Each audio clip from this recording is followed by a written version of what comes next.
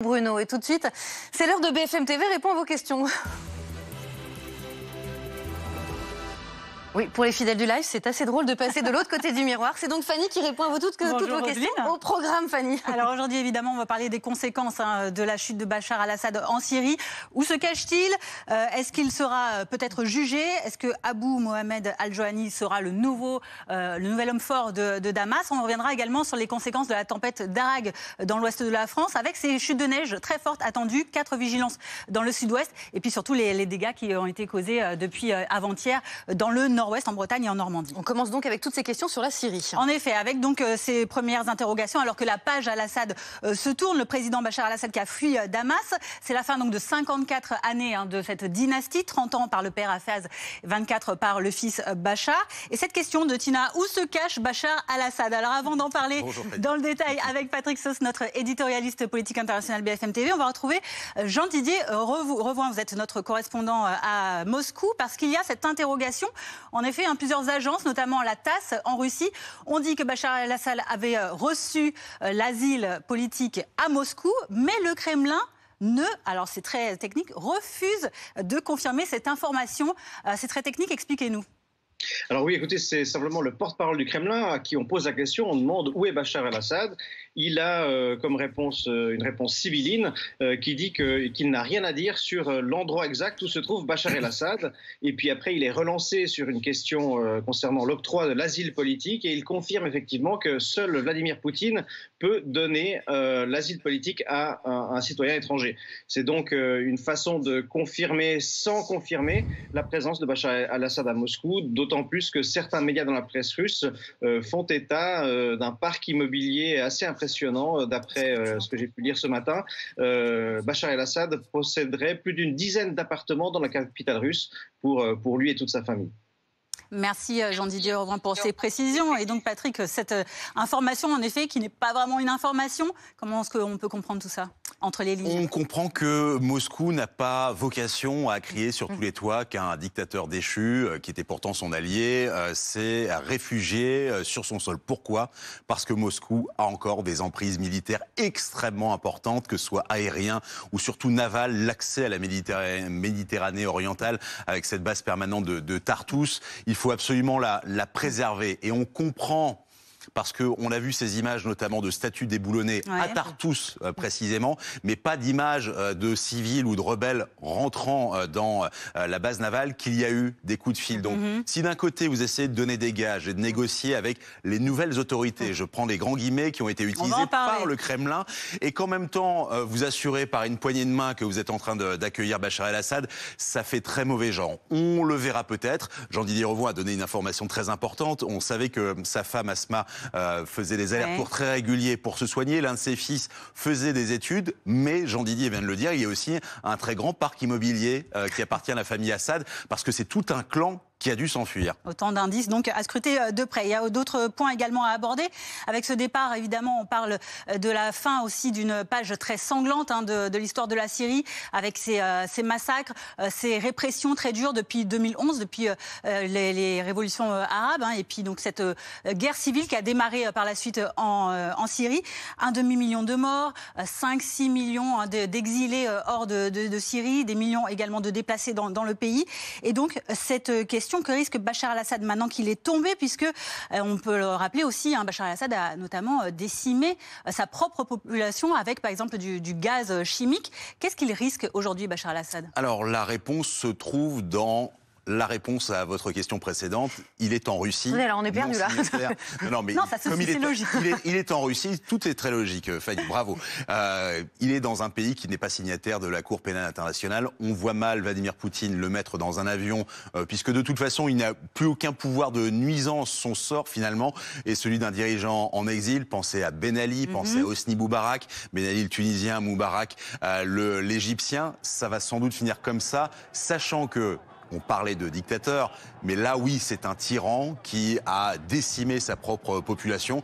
Ce sera de toute façon une page noire dans les livres d'histoire qui vont être refaits, parce que 54 ans de dictature, ça veut dire aussi 54 ans d'histoire qui avait été totalement réécrite par cette famille totalement sanguinaire. Mais ça veut dire aussi remettre les esprits, je dirais un peu à l'endroit, mais à l'endroit de qui? C'est peut-être la question qui vient. Alors, il y a cet homme fort qui pourrait prendre la succession, peut-être. C'est l'une des questions qu'on nous pose aujourd'hui. Est-ce que Abou Mohamed Al-Johani va devenir le nouvel homme fort de la Syrie, le nouveau président, peut-être? Peut-être. Pour qu'il soit président, il faudrait qu'il y ait une république et donc une assemblée constituante. Moi, j'ai en mémoire ce qui s'est passé en Tunisie. Ça vous donne un petit timing. La Tunisie, la révolution, elle commence à la mi-février, fin janvier 2011. Moi, je suis allé assister au premier vote pour l'Assemblée constituante. Alors, étonnamment, c'était juste à la mort de Kadhafi dans le pays d'à côté. On était en octobre. Donc, vous voyez, on a mis du temps, mais pas tant que ça.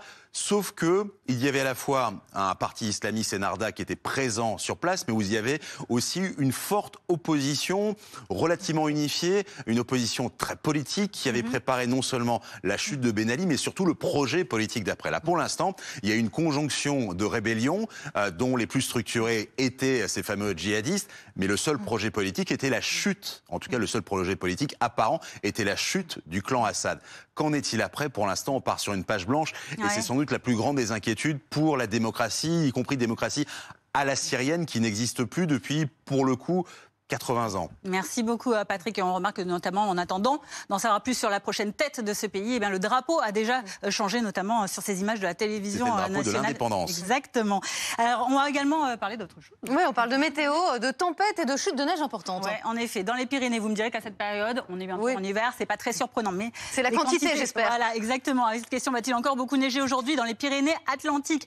On va en parler avec vous, Virginie Ilsa, notre journaliste météo, parce que en effet, c'est la quantité de neige qui est impressionnante dans les Pyrénées, avec cette alerte qui concerne 4 départements. Voilà, exactement. Ce n'est pas un événement exceptionnel, mais les quantités de neige sont assez notables, raison pour laquelle Météo France a donc placé ces 4 départements en vigilance orange pour neige et verglas. Alors pour vous expliquer un petit peu la situation, si on peut me mettre mes cartes météo, vous allez voir, parce qu'en fait c'est totalement lié à la tempête Dara qui nous a concernés donc tout au long du week-end.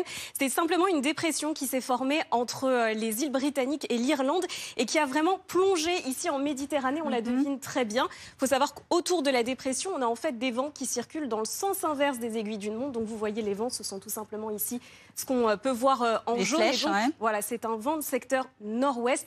Et donc on a donc ces pluies qui viennent se bloquer finalement sur les Pyrénées.